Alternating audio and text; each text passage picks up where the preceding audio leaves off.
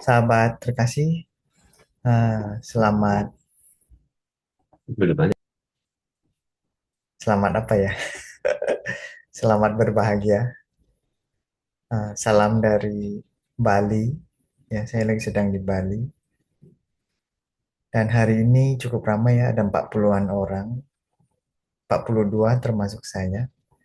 Hari ini tanggal 6 Juni, hari Sabtu. Ya, kita di acara latihan bersama-sama setiap malam Sabtu ya pertama. Hmm,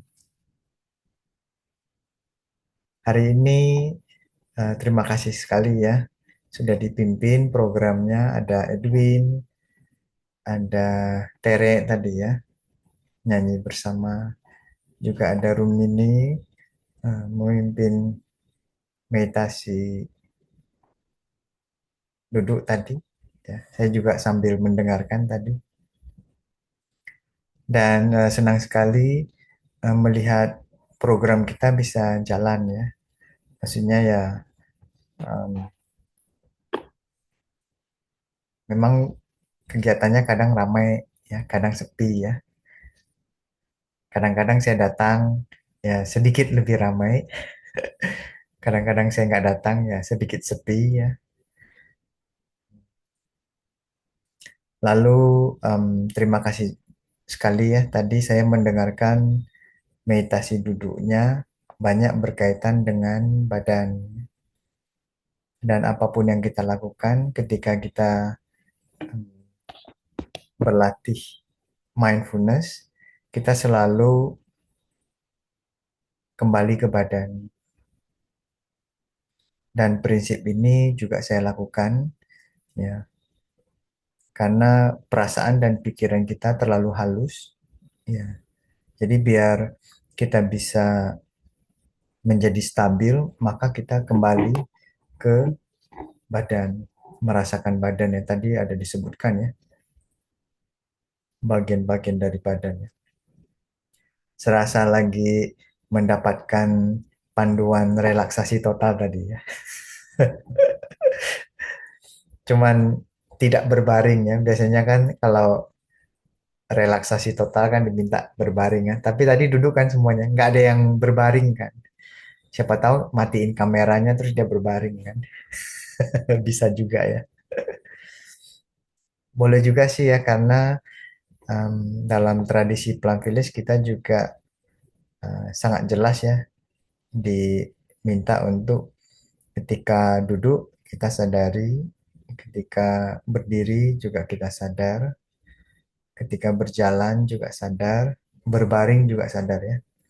Cuman ketika berbaring ini sedikit tantangannya lebih tinggi ya. Karena namanya berbaring ya otaknya kan ingatnya tidur ya.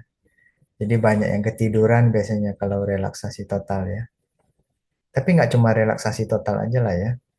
Bahkan ada yang apa guided sitting seperti ini juga bisa menimbulkan rasa ngantuk sebetulnya, ya kan? Ngantuk kan? Kalau ngantuk ya tutup kamera gitu ya. Kalau sudah segar ya buka kamera lagi. Ya. Dan saya memberi topik pada malam ini adalah The Footprint of an Emperor. Judulnya Inggris tapi artinya adalah jejak kaki sang kaisar ya. Kenapa demikian? Karena sebetulnya masih dalam suasana Waisak ya. Jadi umat Buddha, walaupun sini kan nggak umat Buddha semua ya, karena acara kita agak terbuka ya, nggak harus umat Buddha ya. Yang non umat Buddha juga datang ikut ya kegiatan. Dan kita masih di suasana Waisak sebetulnya, akhir bulannya, akhir bulan Mei ada Waisak. Lalu saya teringat satu cerita tentang Buddha ya. Jadi mau saya ceritakan kepada Anda semua. Waktu itu Siddhartha ya, kalau Anda pernah baca ceritanya, Siddhartha dia melakukan 6 atau 7 tahun lebih ya untuk bermeditasi di hutan. Ketika meditasi, caranya banyak sekali ya. Bahkan caranya sangat ekstrim ya, menyiksa badan ya, nggak makan, nggak minum ya, berapa lama gitu. Katanya sangat ekstrim. Lalu ada sampai beberapa tahun kemudian dia mencapai suatu kondisi yang kita sebutnya adalah apa ya, mengerti sepenuhnya tentang penderitaan, mengerti sepenuhnya tentang kehidupannya. Nah, dalam kondisi demikian yang umat Buddha sebutnya adalah Buddha. Artinya ya pandangannya terbuka. Ya, kalau kita kan kadang terbuka, kadang tertutup ya. Bukan kadang lah ya, sering tertutup ya. Nggak bisa lihat dengan jelas. Kalau Buddha dia punya kemampuan melihat dengan jelas ya banyak situasi-situasi. Lalu waktu itu Siddhartha masih di hutan ya, namanya hutan Uruwela. Dan di hutan itu masih banyak itu apa ya, banyak pohon-pohon ya, rindang. Lalu ada sungai ya. Dan biasanya petapa kalau dia bertapa biasanya dekat dengan sungai ya, karena biar memudahkan ya. Anda juga bisa lihat ya kalau beberapa kerajaan-kerajaan besar biasanya juga mereka ada di tepi sungai atau tidak jauh dari sungai ya. Karena sungai ini sumber transportasi, sumber air ya, sumber kehidupan ya sungai ini. Jadi Siddhartha biasanya hmm, sering lah ya pergi ke sungai untuk mandi, apa minum dan sebagainya. Saat sudah mencapai pencerahan ya menjadi Buddha, em, waktu itu badannya masih lemah ya. Jadi katanya dia mulai makan kembali ya. Jadi menyiksa diri itu sungguh bukan cara yang cocok katanya. Anda juga jangan menyiksa diri ya. Gimana cara Anda menyiksa diri ya? Ada loh, sekarang banyak loh yang melakukan penyiksaan diri ya. Contohnya dia merasa terlalu gendut ya. Ya udahlah diet, detox ya. Bayar tuh mahal-mahal ya program apa gitu ya. Bayarnya mahal loh. Di luar negeri lagi. Makannya sedikit ya. Bayar mahal untuk makan sedikit ya, lucu ya manusia sekarang. Itu termasuk penyiksaan itu. Makan terlalu sedikit ya itu penyiksaannya. Makan terlalu banyak juga penyiksaan. Jadi Anda mungkin ingat ya kalau pernah ikut retreat ya atau day of mindfulness atau kita sebutnya mindful living day sekarang. Di situ ada disebutkan makan secukupnya. Jadi Anda ukur-ukur makan secukupnya itu berapa. Karena kita lebih sering makan berlebihan ya. Kalau Siddhartha zaman itu juga menyiksa diri dengan, tapi dia bukan detox ya, juga bukan diet ya, tapi untuk melatih pikirannya maka dia apa ya, makan sedikit ya, karena kepercayaan orang India dulu, kepercayaan ya, dengan menyiksa diri makan sedikit maka dia akan bisa mengerti kehidupan ini dengan lebih baik ya. Tapi Anda nggak usah lah ya, nggak usah. Lalu ada satu cerita unik ya, karena em, meditasi di hutan ya biasanya mereka nggak sendirian, jadi ada beberapa teman-temannya ya. Jadi ketika Siddhartha sudah tercerahkan, lalu teman-temannya kan ada 5 orang katanya ya, masih bersama-sama meditasi ya, menyiksa diri juga. Lalu ketika sudah tercerahkan, ya, Siddhartha mengerti bahwa nggak boleh menyiksa diri. Jadi perlu membuat badan ini kembali sehat ya, kembali sehat. Lalu em, teman-temannya ini yang 5 orang tersebut melihat, wah ini Siddhartha kayaknya ada sesuatu nih yang terjadi ini ya. Kok wajahnya cerah gitu kan. Lalu Lima orang nih duduknya di pinggirnya lihat gitu kan, menunggu lah ya, menunggu Siddhartha ngomong sesuatu. Nunggu, nunggu, nunggu, akhirnya Siddhartha buka mata kan. Setelah Siddhartha buka mata, melihat lima orang teman itu, katanya Siddhartha kan sangat lapar ya. Dia bilang, yuk kita cari makan. Kalau mereka cari makan kan dulu pergi minta makanan ya. Namanya kalau agama Buddha sebutnya pindapata. Yuk pergi cari makan ya. Lalu bisa kebayang ya lima orang ini sangat kecewa ya. Mungkin dia pikir Siddhartha ini akan membabarkan suatu ajaran yang sangat tinggi, sangat hebat ya. Tapi pas buka mulut dia bilang yuk cari makan ya. Jadi lima orang itu kecewa, kecewa berat. Loh, kok cari makan pula? Ini Siddhartha sudah error katanya. Padahal tadi dia lihat, oh wajah Siddhartha ini kok cerah ya. Tapi ketika buka mata dia bilang, yuk cari makan gitu kan. Lima orang petapa itu, yang teman-temannya itu kecewa. Dia bilang, oh ini Siddhartha kayaknya sudah error ini. Lalu dia, lima orang temannya itu meninggalkan Siddhartha ya, pergi. Nah udahlah ini teman kita ini sudah error gitu ya. Masa buka-buka mata dia bilang pergi cari makan. Emang hidup untuk makan atau makan untuk hidup? Jadi lima orang ini pergi meninggalkan Siddhartha. Akhirnya ya itu yang terjadi ya. Siddhartha mulai pelan-pelan makan ya. Katanya ada apa ya? Ada orang yang mau mempersembahkan makanan ya.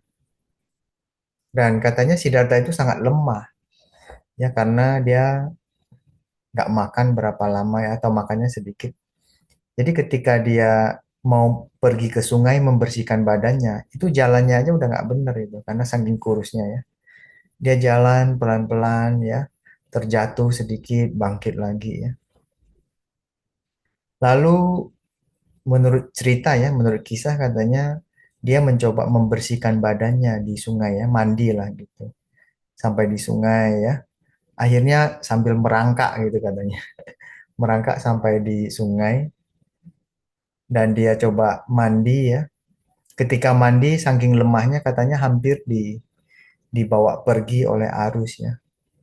Kesian katanya. Jadi tapi karena saking apa ya, lemahnya ya, ketika mau diseret pergi oleh apa ombak apa arus, dia berhasil pegang satu kayu kayu kepegang sama dia ya, dipegang erat-erat jadi nggak keseret lah ya sama apa sama arus dan berhasil ke pinggir sungai dan jatuh dia di pinggir sungai. Ketika dia jatuh di pinggir sungai ya karena badannya kan sangat kurus ya. Lalu ada satu orang yang lewat melihat ada seorang wanita lah ya. Wanita ini mau memberikan persembahan, lalu melihat ada petapa yang di pinggir sungai, ya. Lalu karena dia tidak tahu harus mengapain, dia teteskan apa ya madu sama minuman apa makanan cair gitu, diteteskan ke mulutnya. Karena dia juga mungkin tahu ini petapa Siddhartha ini mungkin kayaknya udah mau mati ini, saking kurusnya ya. Lalu diteteskan minuman itu ya atau cairan sama madu. Syukur ya ketika diteteskan Siddhartha meminumnya gitu. Ya, meminum terus menjilat gitulah ya. Lalu tiba-tiba Siddhartha yang tadi setengah pingsan ya buka mata lagi ya. Yang tadi kan buka mata suruh cari makan ya. Lima orang kabur ya. Kalau ini pingsan di pinggir sungai buka mata, lalu wanita itu yang tadi lewat ya, yang meneteskan madu itu tiba-tiba kaget dia bilang. Dipegang tangannya, lalu Siddhartha bilang minta lagi. Mungkin kayaknya saking laparnya ya. Jadi di apa dikasih minum, dikasih makan ya. Lalu eh, wanita itu namanya Sujata katanya. Jadi di India ada seorang em, putri ya, Sujata namanya. Jadi dia jadi rajin ya mengantar makanan ke Siddhartha biar badannya bisa sehat kembali. Ya. Karena saking kurusnya ya.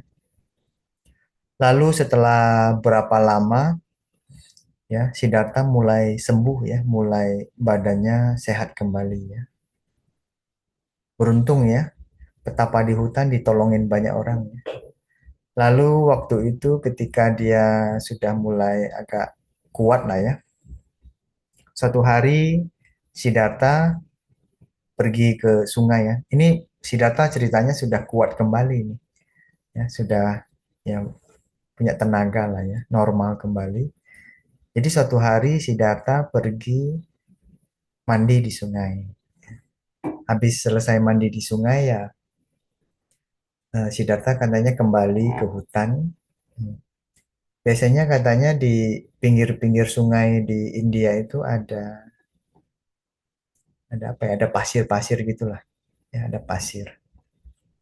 Lalu ketika Siddhartha kan tidak menggunakan alas kaki ya, kaki ayam katanya, bukan kaki ayam ya, apa ya? Tidak beralas kaki lah. Lalu ketika Siddhartha berjalan, kakinya itu meninggalkan jejak kaki ya. Dan menurut beberapa cerita, jejak kaki ini dia ada apa ya? Telapak kaki Siddhartanya agak khusus katanya ya. Nah, katanya ada apa ya? Ada sesuatu yang kalau dia berjalan ya, kemudian bisa meninggalkan jejak yang sangat unik. Dan jejak kaki ini menurut sistem astrologinya India itu adalah jejak kaki seorang raja katanya, seorang kaisar. Ya, katanya seperti itu. Lalu Siddhartha kembali ke hutan untuk apa ya beristirahat, bermeditasi lah ya, duduk meditasi lagi. Lalu ada seorang peramal. India itu banyak loh peramal dulu. Peramal, tapi bukan dukun ya. Tapi dia kayak apa ya?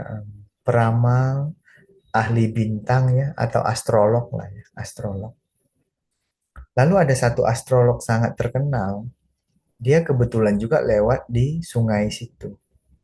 Ya, dia basuh diri, mencuci kaki. Lalu dia tiba-tiba lihat ada jejak kaki itu. Dia bilang, "Wih, ini jejak kakinya luar biasa ini." Dia perhatikan jejak kakinya ya, jejak kakinya Siddhartha ya. Dia lihat, wah, dia analisa, dia keluarkan semua ilmunya ya. Dia bilang, menurut ingatan saya, ini jejak kaki seorang kaisar katanya. Ini kaisar ngapain ke sini gitu. Seharusnya orang ini mungkin memimpin suatu kerajaan besar atau memimpin apa ya dinasti yang besar. Tapi kok dia ada di sini. Lalu dia berpikir ini benar nih seharusnya ini seorang kaisar ini. Jadi dia sudah berpikir, oh jangan-jangan ada raja nih, ada kaisar di sini ya. Siapa tahu dia bisa bertemu dengan raja. Lalu dia ikuti apa jejak kakinya ini. Dia ikut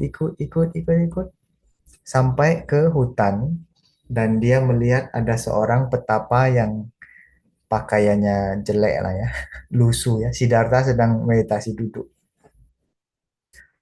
Lalu dia berpikir, ini seharusnya kaisar, tapi ini kok jadinya petapa apa ya, petapa miskin. Ini apakah ilmu astrologi saya keliru gitu ya, atau saya ini salah atau apa ya? Tapi benar kok, saya lihat jejak kaki ini adalah seorang manusia yang sangat luar biasa. Tapi kok sekarang ini kok seorang petapa sih ya. Jadi ya, karena penasaran jadi astrolog ini pergi bertanya, wahai petapa, bolehkah bertanya apakah ini jejak kaki Anda? Ya, Siddhartha jawab, ya benar jejak kaki saya. Lalu dia bertanya lagi, seharusnya Anda ini seorang kaisar, seorang raja yang hebat, memimpin dunia, memimpin kerajaan. Ya. Tapi kenapa Anda di sini?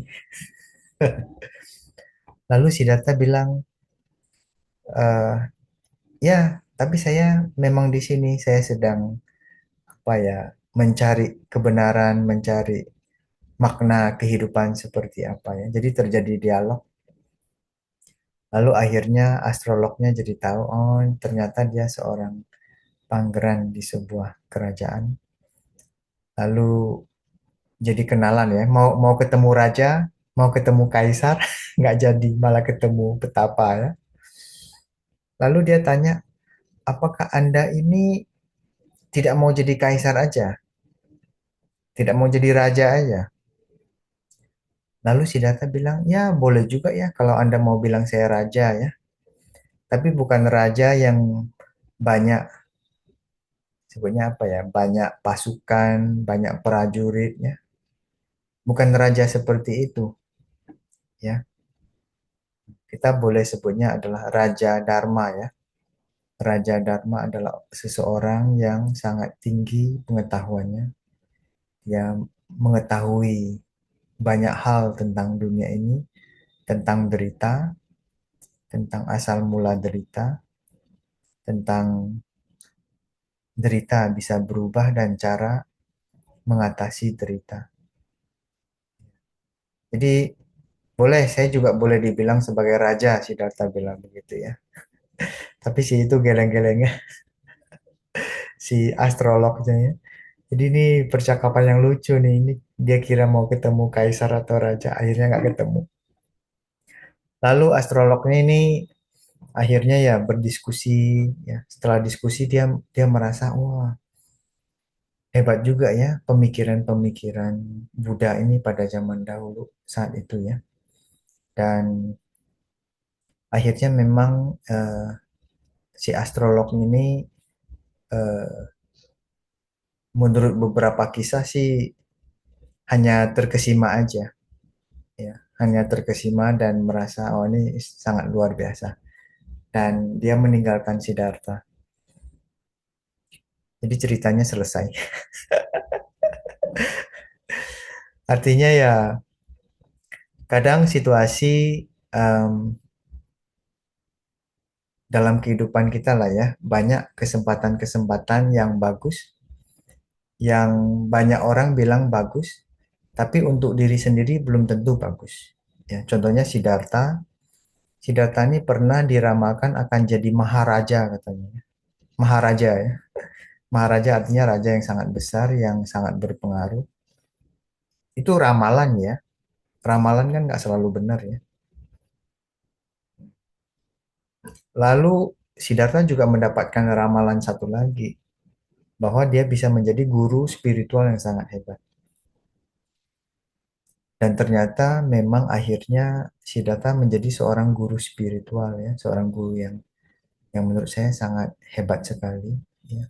Bahkan sampai sekarang apa yang Buddha apa ya sampaikan, ajarkan masih sangat relevan sampai zaman sekarang.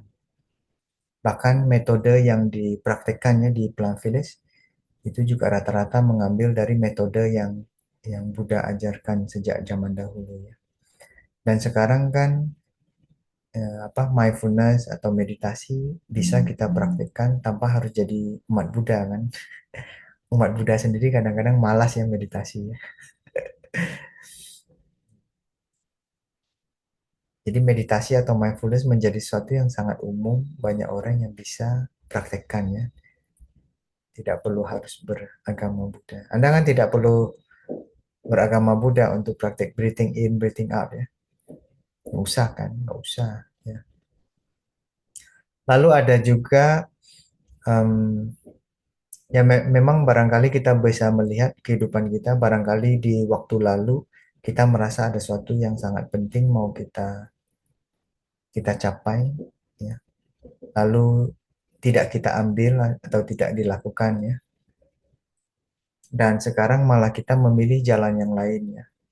Tapi yang namanya pilihan kan sangat susah ya ditentukan mana sih pilihan yang saya selalu mendengar orang bilang pilihan terbaik gitu kan. Saya nggak tahu apakah setiap pilihan itu selalu pilihan terbaik ya. Tapi saya belakangan suka menggunakan istilah pilihan yang cocok aja lah.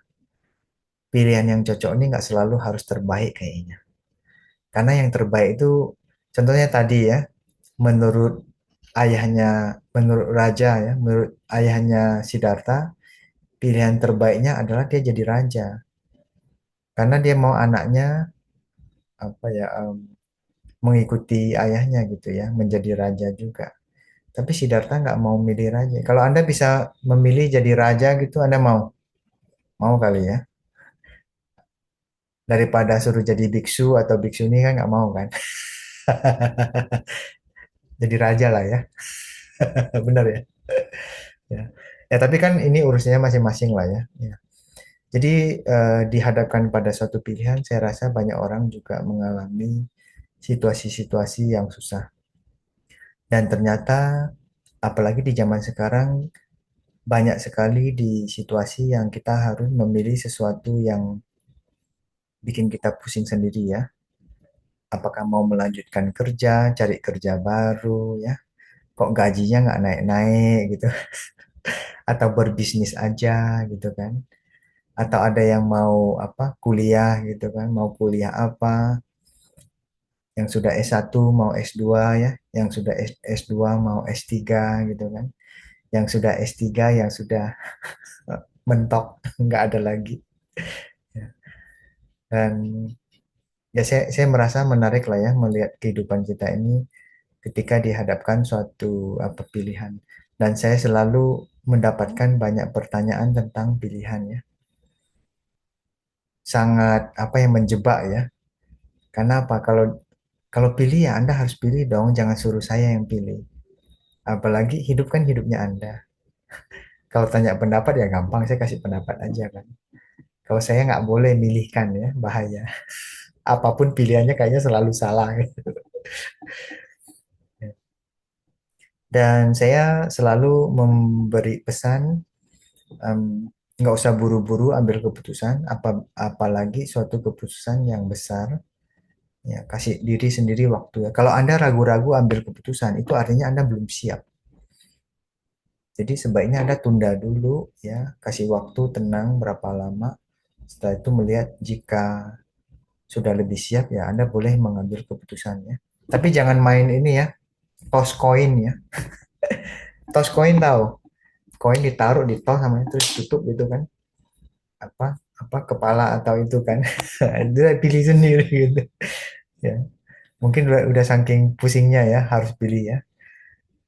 Memang sih ada juga kondisi yang orang harus pilihnya cepat ya, cepat-cepat memilih.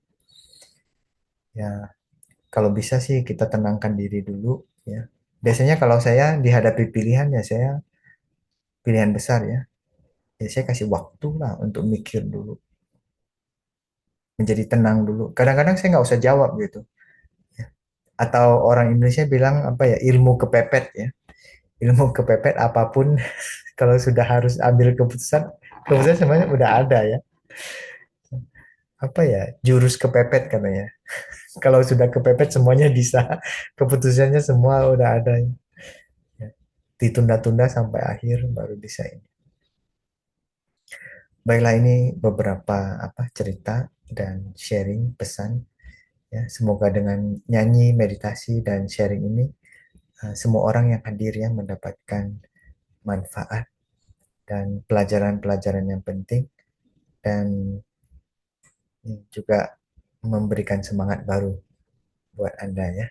Dan sekarang sudah pertengahan tahun 2026 ini sudah mau habis, belum habis lah ya, masih ada separuhnya lagi. Lalu jangan terlalu banyak khawatir ya. Saya tahu banyak yang mungkin bingung ya sama situasi Indonesia saat ini. Apalagi rupiah kita nih kayaknya rada mengkhawatirkan. Saya melihat rupiah sama dolar Amerika kok rasanya agak agak keok gitu ya, agak KO gitu ya. Cuman kan ya faktornya banyak ya. Semoga ada solusi lah ya. Kita berharap demikian. Terima kasih atas atensi Anda semuanya. Tidak ada tanya jawab ya. Kita mungkin beberapa orang sharing aja tentang pertanyaan saya tadi ya, dihadapkan pada suatu pilihan apa yang Anda lakukan. Kita boleh dengarkan eh, tiga suara gong kali ya dari Cik Romi ini ya. Tadi mulainya saya lupa tadi. Sekarang ya kita bernapas bersama-sama kembali ke saat ini. Izinkan cerita, nasihat, ya pesan-pesan tadi eh, masuk ke dalam hati dan menjadi apa ya nutrisi buat kita semua. Ya, mari kita napas masuk, napas keluar dengan suara gong tiga kali.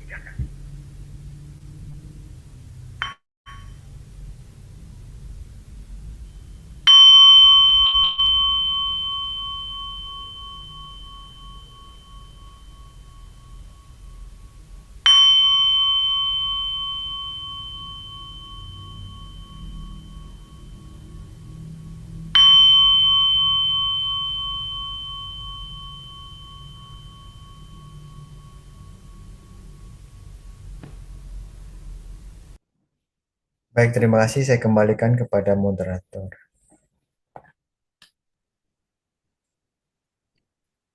Brother, buat sharingnya.